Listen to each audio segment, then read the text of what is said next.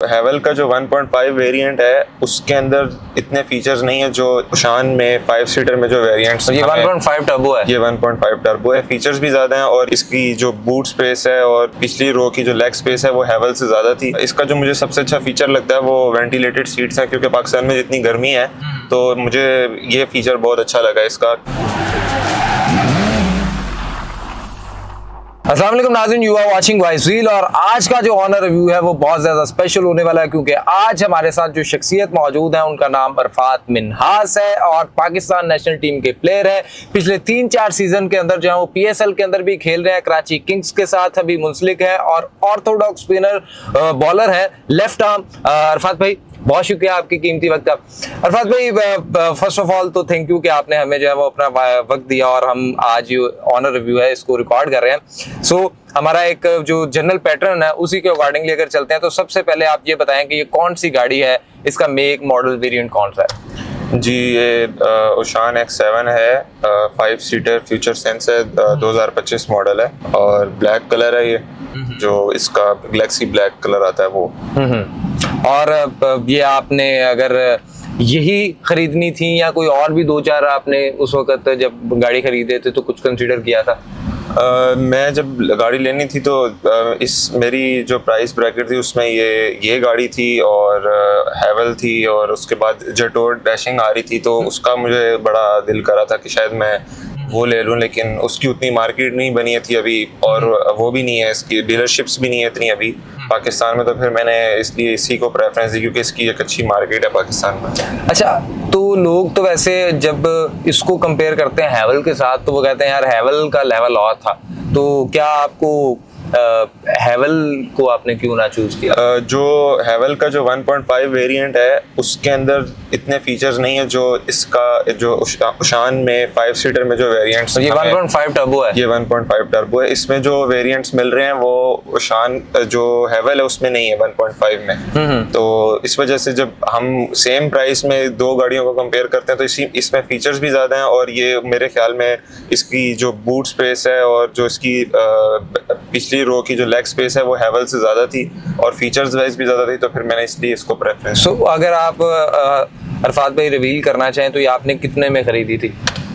ये मैंने 8950 की ली थी और उसके बाद मैंने जब नंबर वगैरह लगवाया है उसके बाद ये मुझे कॉस्ट की है अराउंड 92 की।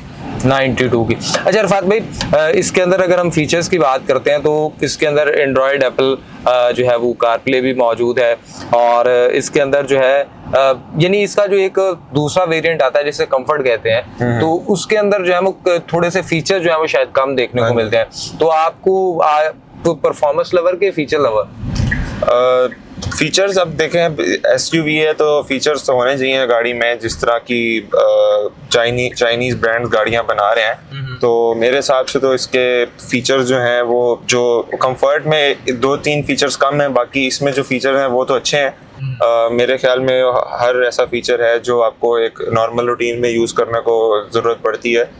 इसका जो मुझे सबसे अच्छा फीचर लगता है वो वेंटिलेटेड सीट्स हैं, क्योंकि पाकिस्तान में जितनी गर्मी है तो मुझे ये फीचर बहुत अच्छा लगा इसका, क्योंकि मैं ये हर रोज़ रूटीन में यूज़ करता हूँ। जो हीटेड सीट्स हैं वो अभी तक मैंने यूज़ नहीं की क्योंकि अभी मैंने गाड़ी कुछ अर्सा पहले ली है, तो गर्मियाँ जब आएंगी सर्दियाँ जब आएंगी तो उसमें मैं यूज़ करके देखूंगा। सही हो गया। यानी और अगर हम देख रहे हैं यहाँ पे तो हीटेड वेंटिलेटेड सीट्स हैं और ये बोथ हैं, दोनों है कि सिर्फ ड्राइवर एंड पे है? ये दोनों सीट्स हैं। बस इसका एक ये है कि ये जो बटन्स का जो इन्होंने सिस्टम दिया हुआ है, जो गियर के 7 बटन्स हैं वो आपकी सीट के बटन्स हैं और जो मेरी सीट के बटन्स हैं वो इधर ड्राइविंग स्टीयरिंग के साथ दिया है। हाँ, ये एक है, जैसे ये देख रहे हैं इलेक्ट्रिक पार्किंग ब्रेक और ऑटो होल्ड है, ये पैसेंजर साइड पे चलेगा, हालांकि ये ड्राइवर एंड पे होना चाहिए। मुझे लगता है कि ये इस वजह से ऐसे है क्योंकि ये जब गाड़ी अभी ये राइट हैंड ड्राइव है, अगर ये लेफ्ट हैंड ड्राइव हो तो उसके हिसाब से इन्होंने शायद बनाए हुए बटन्स, लेकिन इनको बटन्स भी उधर ऑपोजिट साइड पे रखने चाहिए थे। सही हो गया। और इसके अंदर अगर जब हम बात करते हैं इंटीरियर की तो इसका इंटीरियर भी जो है वो एक कैमल कलर के अंदर है जो कि बहुत खूबसूरत इसके साथ जो है वो कॉम्बिनेशन लगता है। लाइक फॉर्च्यूनर में ये एक कॉम्बिनेशन देखने को मिलता है। सो ओवरऑल इसका डैशबोर्ड आपको किस तरह का लगता है? मुझे क्योंकि इस गाड़ी के अंदर जो एक छोटी सी चीज, अगर आप भी उसको समझते हैं कि जो इसका ये मल्टीमीडिया क्लस्टर है ना, ये थोड़ा सा शायद बड़ा हो सकता था। मेरे ख्याल में ये क्लस्टर जो है बिल्कुल ठीक है, क्योंकि गाड़ी जब आप एज अ ड्राइवर जब आप गाड़ी चला रहे होते हैं तो आपको क्लस्टर की इतनी बड़ी क्लस्टर की ज़रूरत नहीं पड़ती।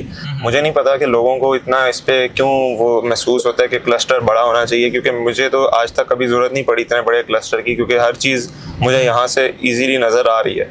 अगर आप इसको थोड़ा और बड़ा भी कर लेंगे तो मेरा नहीं ख्याल कि कोई हर्ज है। क्लस्टर का साइज इस गाड़ी के हिसाब से बिल्कुल परफेक्ट है। अच्छा, आपको पता है वैसे इसके अंदर एक और बड़ा अच्छा फीचर है, यानी अगर आपकी गाड़ी की 360 कैमरा जो है रिकॉर्डिंग भी चल रही है। हाँ जी। यानी अगर आपको लगता है कि किसी को आप गाड़ी देते हैं, कोई गाड़ी को खुदा ना खास्ता हिट कर देता है, तो आपके पास जो है ना वो ये एज एन प्रूफ है कि भाई मैं मेरी तरफ से कोई मसला नहीं है। तो ये भी आई थिंक एक अच्छा फीचर है। इसके अंदर एक वो डिवाइस उन्होंने ओशान वालों ने ही दी थी, वो मैंने इसके अंदर लगाई थी, तो ये रिकॉर्डिंग करता है लिमिटेड डेज की, तो आप ये रिकॉर्डिंग सेव कर सकते हो। सो इसके अगर हम बात कर लेते हैं तो यहाँ पे हमारे पास कप होल्डर है, लेकिन इसके अंदर वो वायरलेस चार्जर भी नहीं है।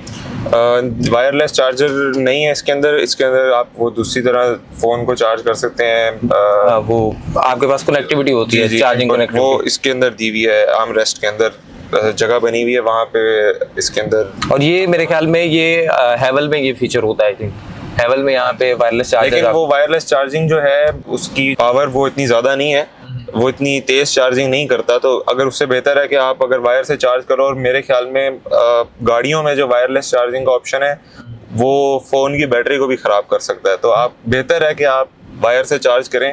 तो इसलिए मैं कह रहा हूँ कि ये काफ़ी सारे फीचर्स ऐसे होते हैं जो लोगों को अट्रैक्ट करते हैं, लेकिन उनको पता नहीं है कि इसके यूज़ करने से इसका नुकसान कितना। अगेन इसके अंदर आई थिंक TPS भी आता है, टायर प्रेशर मॉनिटरिंग सिस्टम भी जो है वो यहाँ पे हमें देखने को मिलता है। इसके जो मिरर्स हैं वो भी रिट्रैक्टेबल है और हीटेड है, यानी बारिश के अंदर आपको जो है वो भी एक वहां से जो है वो मिल जाता है। सो अगेन अगर हम थोड़ा सा इसको जो है वो और देखें तो इसके अंदर ये जो डैशबोर्ड के ऊपर एक piano black sort of material जो है वो इस्तेमाल किया गया है। तो ये इसके ऊपर जो स्क्रैचेस वगैरह और वो सारे सिलसिले हैं, क्योंकि हमने एक रिसेंटली साकिब साहब के साथ भी ये प्रोग्राम किया था, तो वो कहते थे कि मैंने इसको PPF करवाया हुआ है ताकि इसके ऊपर जो है ना वो स्क्रैचेस पड़ते हैं वो बहुत बुरे लगते हैं। तो कोई आपने भी इसके ऊपर कभी करवाने का सोचा? इंटीरियर के ऊपर मैंने अभी तक तो कुछ नहीं करवाया, लेकिन अब अगर आप इसकी अच्छी केयर करो तो ज़रूरत नहीं पड़ती किसी चीज़ की, क्योंकि अगर तो आपकी एक फैमिली है और बच्चे हैं तो वो शायद नुकसान पहुंचा लें, वरना अगर कोई एक एडल्ट बैठा हुआ है तो वो इस गाड़ी को मतलब इसको नुकसान नहीं पहुंचाएगा। और इसको अगर आप डेली बेसिस पे इसकी केयर करें तो ये इतना कोई वो खास फर्क नहीं पड़ेगा। और इसके ड्राइव मोड जो है आप उनको भी एक्सप्लोर करते हैं कि नहीं करते कभी? अभी तक तो मैंने इसको कंफर्ट पे भी चलाया, इको पे भी चलाया, और शहर में, और स्पोर्ट्स मोड मैंने ट्राई किया था। तो स्पोर्ट्स मोड में गाड़ी जो है वो एवरेज जो है वो काफ़ी कम देती है, और उसमें RPM जो है वो ऑटोमेटिकली स्पोर्ट्समैन बंदा हो तो फिर स्पोर्ट्स मोड तो जो है ना वो ट्राई करना बनता है। अभी तक मैंने स्पोर्ट्स मोड को इस तरह से ट्राई नहीं किया कि मैं गाड़ी को भगाऊं ज़रा, लेकिन मैंने लॉन्ग रूट पे मैंने इको और कंफर्ट पे चलाई है तो मुझे अच्छा महसूस। अच्छा, तो जिस तरह हम बात करें तो इसकी ओवरऑल एवरेज कितनी मिलती है एक normal with in city and out of city? मेरे ख्याल में जो इसकी एवरेज का जो एक कंपनी क्लेम करती है, आप उसको सिटी टू सिटी डिफाइन करें तो डिफरेंस आता है, क्योंकि मैंने गाड़ी को मुल्तान में भी चलाया। तो मुल्तान में जो सिटी में एवरेज दे रही थी ये 11 की दे रही थी, अराउंड 11-12 की। और अगर आप इसको लाहौर में चलाएं, अब मुझे नहीं पता कि ये कैसा हुआ है, क्योंकि क्लेम तो इसकी जो कंपनी क्लेम करी है वो 12 की कर रही है, लेकिन लाहौर में मुझे 15 की भी दे रही है। तो मैं उसको between 60 to 70 kilometres per hour पे चला रहा हूँ। तो हाँ, एक नॉर्मल स्पीड पे ऊपर जो है आप अगर मेरा जो रूट है उस पे मुझे ये 15 की भी एवरेज दे रही है, मोर देन के ये लॉन्ग पे इतनी नहीं देती। लॉन्ग पे भी ये अराउंड 14.5-15 की देती है, लेकिन मुझे ये शहर में 15 से 16 की एवरेज दे रही थी।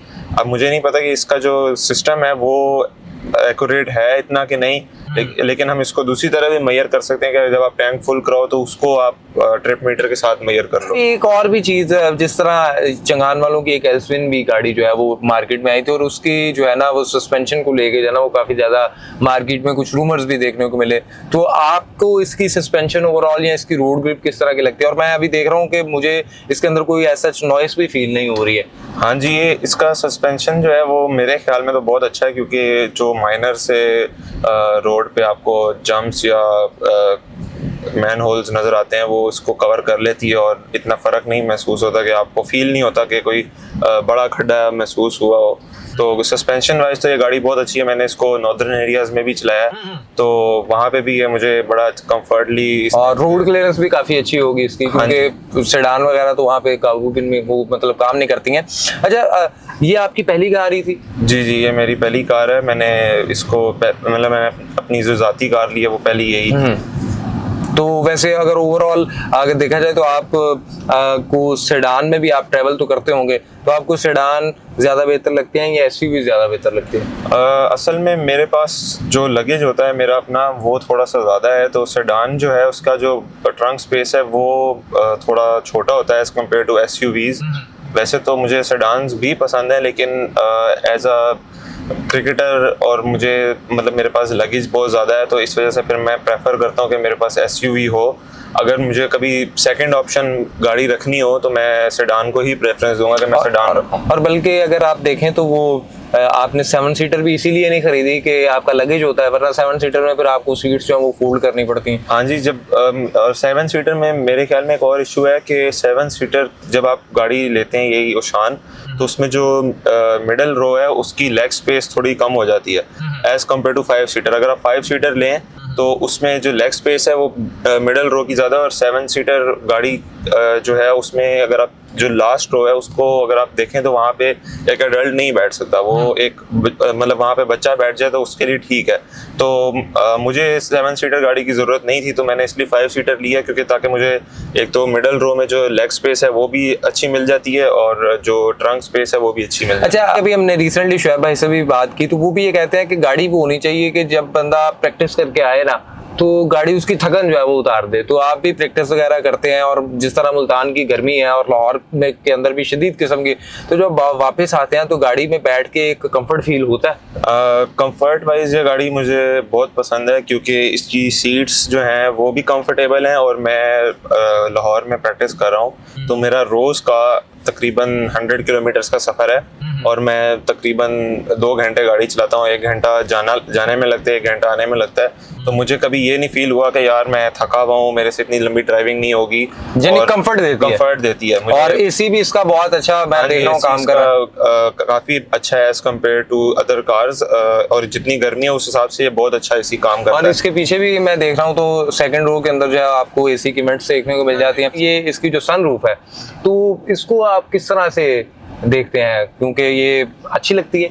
हाँ जी, मैं भी नॉर्दर्न एरियाज गया हुआ था तो जो इसकी सनरूफ है जो पीछे बैठे होते हैं उनको बड़ा एक अच्छा फील कराती है, क्योंकि जब आप नॉर्दर्न एरियाज में जाएं तो वहाँ पे आपको एक अच्छा व्यू मिलता है देखने को, साइड से भी और ऊपर से भी। तो ये अच्छे मौसम में अगर आप यूज़ करें तो और अगर हवा अच्छी चल रही है बाहर तो आप इसको खोल के भी यूज़ कर सकते हैं। लेकिन साउंड सिस्टम के बारे में बताया था, साउंड सिस्टम कैसा है? साउंड सिस्टम इसका मैंने यूज़ किया है। साउंड सिस्टम, साउंड क्वालिटी भी अच्छी है, लेकिन अगर आप इसका वॉल्यूम थोड़ा सा मैक्स करते हैं तो थोड़ा सा ये मतलब पिंचिंग साउंड देता है, इतना क्लियर नहीं है। तो मैं ज़्यादा ऊंचा नहीं सुनता लेकिन अगर आप नॉर्मल आवाज़ में सुने तो इसका साउंड सिस्टम ओवरऑल कार के हिसाब से अच्छा है। ठीक हो गया। आखिर पे कोई इस गाड़ी का ऐसा फीचर जो आपको बहुत अच्छा लगता है और कोई ऐसा फीचर जो आप चाहते हैं कि इसमें होना चाहिए था बट मिसिंग लगता है आपको? इसके अंदर मुझे 2 फीचर्स तो बहुत अच्छे लगे हैं। एक तो इसका जो एडेप्टिव क्रूज है वो मैंने अभी रिसेंटली मैं गया था नॉर्दर्न साइड तो मोटरवे पे मैंने काफ़ी यूज़ किया है, तो उसकी वजह से मुझे कभी भी महसूस नहीं हुआ कि मैं थक रहा हूँ या मुझे लॉन्ग ड्राइविंग पे कोई इशू हो रहा हो। मैंने 8 घंटे ड्राइविंग की थी तो इसका जो क्रूज है वो बहुत अच्छा है एडेप्टिव, और इसके अंदर जो वेंटिलेटेड सीट्स हैं वो पाकिस्तान में जितनी गर्मी है उसके लिए ये वेंटिलेटेड सीट्स, अच्छा वेंटिलेटेड सीट्स होना एक और चीज़ है, लेकिन वो जिस तरह काम कर रही हैं वो बहुत मैटर करता है। तो वेंटिलेटेड सीट्स जिस तरह काम करती हैं वो मुझे सेटिस्फाइड कर रही हैं कि आप जब गाड़ी को थोड़ा सा चलाते हो तो आपको महसूस नहीं होता कि आपको गर्मी लग रही है, और जितनी बाहर गर्मी है उस हिसाब से सीट्स बहुत अच्छा काम करती हैं। कोई फीचर जो आपको मिसिंग लगता है? अभी तक तो मैंने फीचर्स के मेरे ख्याल में अगर आप इसके अंदर जो फीचर यहाँ पे जो सिस्टम आता है उसको क्या कहते हैं, हाँ ये मल्टीमीडिया डिस्प्ले आप इसको कह सकते हैं, जो दोनों तरफ से एसी कंट्रोल वो कहते हैं डुअल क्लाइमेट कंट्रोल। जी, अगर इसके अंदर डुअल क्लाइमेट कंट्रोल होता तो शायद, लेकिन उसकी भी मेरे ख्याल में जरूरत नहीं है, क्योंकि जब आप एक गाड़ी में बैठे हो तो आपको सेम एनवायरनमेंट महसूस होना चाहिए। अब ये भी एक ऐसा फीचर है जो लोगों को अट्रैक्ट करता है, लेकिन इसकी कोई लॉजिक नहीं बनती। With the passage of time जब टेक्नोलॉजी ग्रो करती गई तो फिर कुछ ना कुछ जब एडिशन इसके अंदर होता रहता है। और बाकी आपको एक आपने मुझे ये भी बता दिया कि ये वाला सिलसिला जो है ये यहाँ पे पार्किंग ब्रेक और ऑटो होल्ड का बटन जो है वो ड्राइवर एंड पे होना चाहिए था, और ये भी आपको एक छोटा सा और इसके अंदर एक सन ग्लासेस होल्डर मेरे ख्याल में होना चाहिए था, जो कि इसमें मिसिंग। हाँ ये बात साकिब बदर वाली आपने किया, वो भी कहते थे कि इसके अंदर जो है ना वो होल्डर होना चाहिए। अच्छा सनात भाई, वैसे ओवरऑल इसकी वॉइस कमांड को भी आप यूज करते हैं? हाँ जी, तो वो भी अच्छा काम कर रही है? जी, वॉइस कमांड इसकी अच्छी है और बड़ी हेल्पफुल है कि जब आप अगर आप लॉन्ग पे या अगर आप रश में भी इवन ड्राइविंग कर रहे हैं तो आपको जरूरत नहीं पड़ती कि आप बात करके अपना काम निकलवा सकते हैं। हाँ जी, तो इसका आपका हाथ में ही सारे फीचर हैं। इसकी मुझे ये भी बहुत अच्छी चीज़ लगती है कि सारे फीचर्स जो हैं वो बड़े अच्छे काम करते हैं स्टीयरिंग पे ही। आपको ज़रूरत नहीं पड़ती कि आप इस स्क्रीन के साथ आपकी अटेंशन जो है डाइवर्ट हो, स्क्रीन को यूज करना पड़े, क्योंकि इसकी जो वॉल्यूम के बटन है वो भी सारे आपके हाथ में है, क्रूज आपके हाथ में है, 360 कैमरा जो है वो अगर आपने यूज करना वो भी हाथ में है, तो कॉल अटेंड करनी है ईच एंड एवरीथिंग आपके एक ही हाथ में है। अरफात भाई बहुत शुक्रिया आपकी कीमती वक्त